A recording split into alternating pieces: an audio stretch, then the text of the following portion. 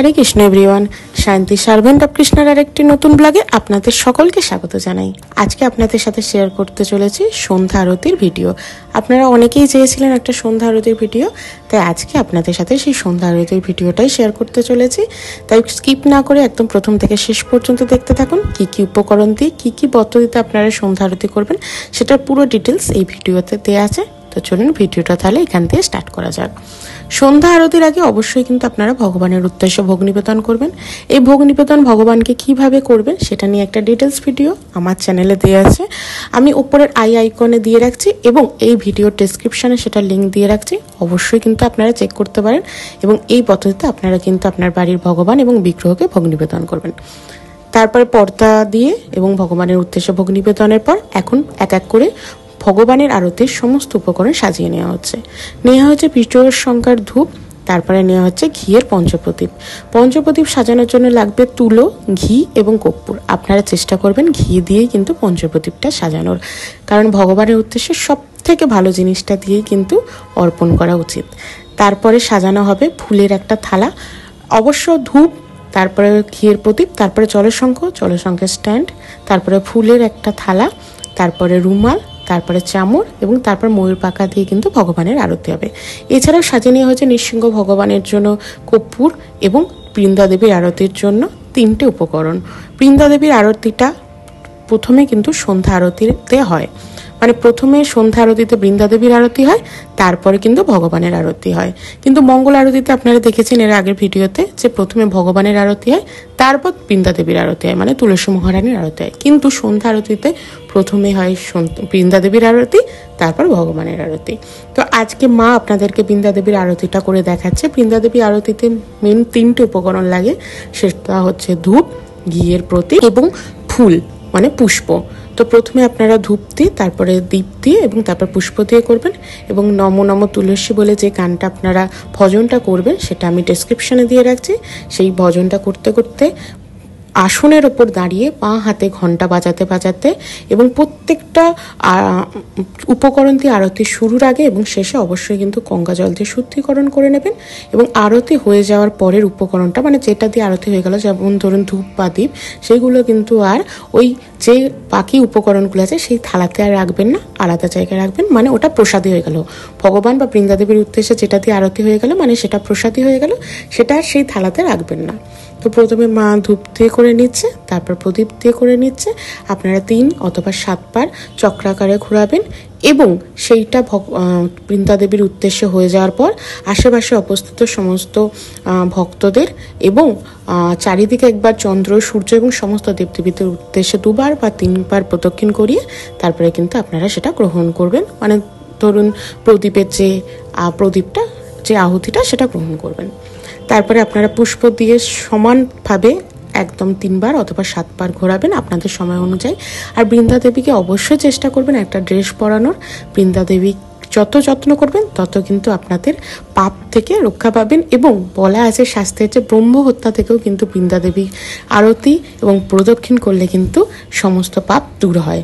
যে বড় ব্রহ্ম হত্যার পাপ সেটাও কিন্তু বৃন্দা দেবীকে প্রদক্ষিণ করলে দূর হয়ে যায়।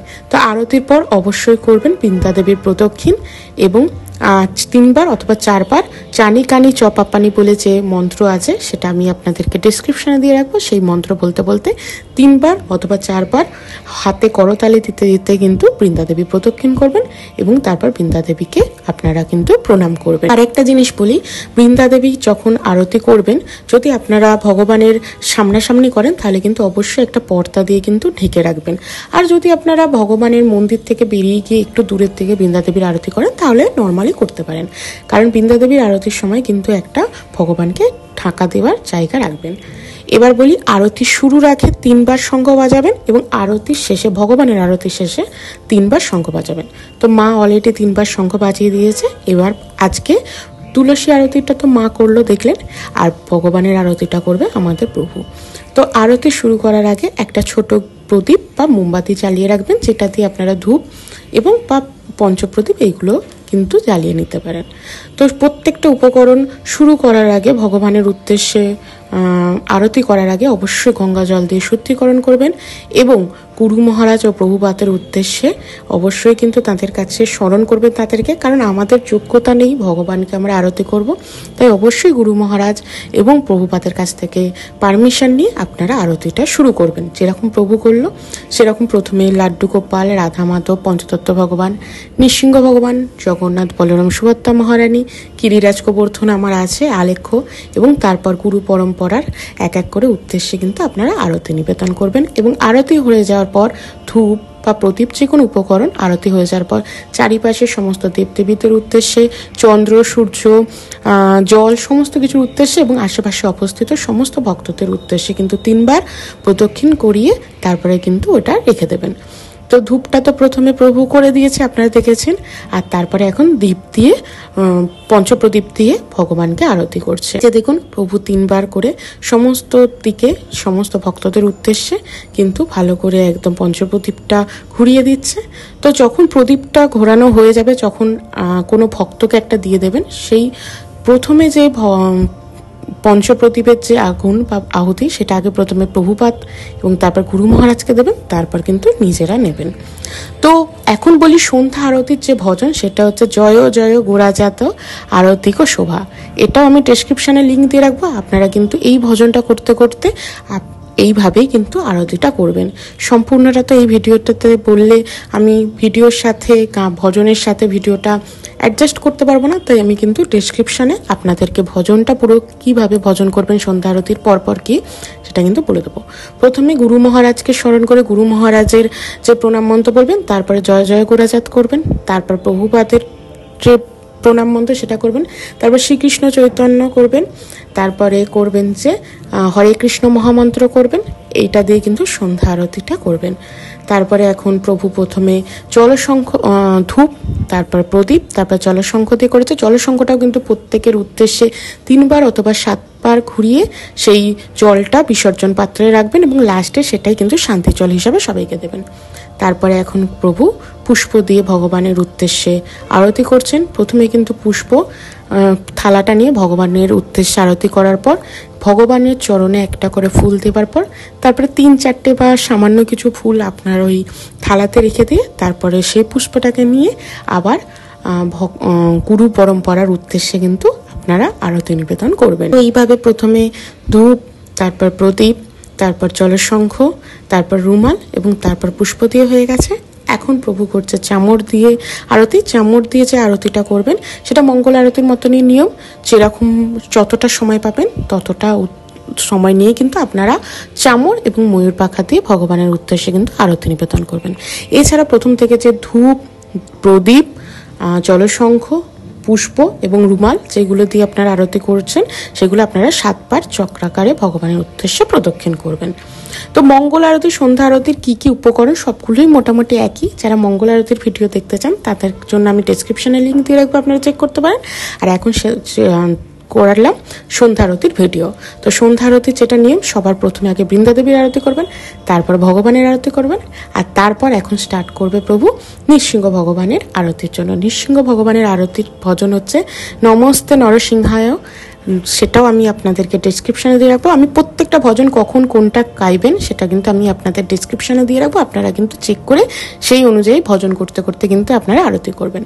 তো নৃসিংহ ভগবানের আরতির প্রথম উপকরণই হচ্ছে কিন্তু কর্পূর দানিতেই আপনারা কিন্তু বিজোড় সংখ্যার কর্পূর নেবেন, 3টে বা 5টা কর্পূর নেবেন। আর যাদের ধরুন গোটা একটা থাকে কর্পূর ভেঙে ভেঙে নিতে হয়, তারা সেই অনুযায়ী কর্পূরটা নিয়ে আপনারা নৃসিংহ ভগবানের আরতি করবেন। এছাড়াও আমি মায়াপুরে দেখেছি কর্পূরদানি, পুষ্প এবং পাখা, যে হাত পাখা হয় সেটাকে সুন্দর করে সাজিয়ে মায়াপুরে খুব সুন্দর করে নৃসিংহ ভগবানের আরতি করেন। আর এই সমস্তগুলো কি নিয়মে করবেন, কি কি ভজন করবেন, এইগুলো যখন আপনারা মায়াপুরে যাবেন সেখান থেকে একটা নামহট্ট পরিচয় নেবেন। সেখানে আরো সুন্দর করে সমস্ত কিছু ডিটেলসে লেখা আছে, প্রচুর ভজন আছে ভগবানের, সন্ধ্যা আরতি, মঙ্গল আরতি, দুপুরবেলার ভোগ আরতি থেকে আরম্ভ করে নৃসিংহ ভগবানের আরতির ভজন, বৃন্দা দেবীর আরতির ভজন, তারপরে বৃন্দা দেবীর প্রদক্ষিণ মন্ত্র, বৃন্দা দেবীর প্রণাম মন্ত্র, বৃন্দা দেবীর জলদান মন্ত্র, বৃন্দা দেবীর পাতা সঞ্চয় মানে পাতা তোলার মন্ত্র, সমস্ত কিছু আছে। তাই আপনারা যখন চেষ্টা করবেন মায়াপুর গেলে একটা নামহট্ট পরিচয় বাড়িতে নিয়ে এসে রাখবেন, তাহলে কিন্তু দেখবেন আপনারা অনেক কিছু শিখতে পারবেন, আরও অনেক কিছু কিন্তু আপনারা জানতেও পারবেন। যেটা আমি এখন এই ছোট ছোট ভিডিওর মাধ্যমে আপনাদেরকে বলছি, সেটা কিন্তু আপনারা অনেক সুন্দর করে জানতে পারবেন।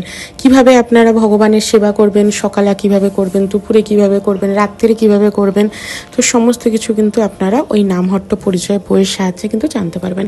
আর এই বইটা আপনারা মায়াপুর গেলে যে কোনো জায়গাতে পেয়ে যাবেন, মন্দিরে পেয়ে যাবেন, নামহট্টের সামনে পেয়ে যাবেন, যে কোনো জায়গাতে পেয়ে যাবেন।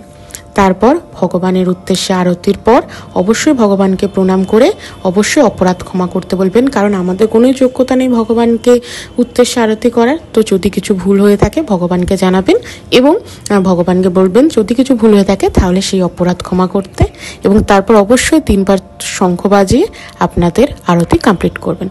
তো এই ছিল আমার সন্ধ্যা আরতির ভিডিও। কেমন লাগলো অবশ্যই আপনারা কমেন্ট করে জানাবেন, ভালো লাগলে একটা লাইক করে দেবেন, আর যারা এখনো সাবস্ক্রাইব করেনি প্লিজ সাবস্ক্রাইব করে দেবেন। দেখা হবে নতুন আরেকটা ভিডিও নিয়ে। হরে কৃষ্ণ।